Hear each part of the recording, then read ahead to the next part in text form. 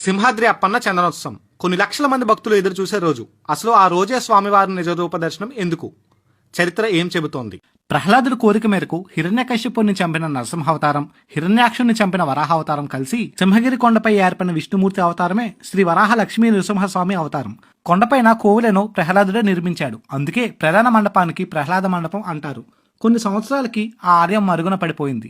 ఒకరోజు చంద్రవంశానికి చెందిన పురూరవ మహారాజు ఊర్వశీదేవి పుష్పక విమానంలో వెళ్తుండగా సింహాచలం కొండపై వచ్చేసరికి కదలకుండా ఆగిపోతుంది. కారణం ఏమిటని ఊర్వశీదేవి తన దివ్య దృష్టితో చూడగా శ్రీ వరాహ లక్ష్మీ నరసింహస్వామి వారు కొండపై వెలిసి ఉన్నారని తెలిసి వెతకగా ఒక పెద్ద పుట్టలో స్వామివారి విగ్రహం కనబడుతుంది. అప్పుడు గంగధార ఆ పుట్టలో పోయిగా శ్రీ వరాహ లక్ష్మీ నరసింహస్వామి వారు విగ్రహం బయటపడింది.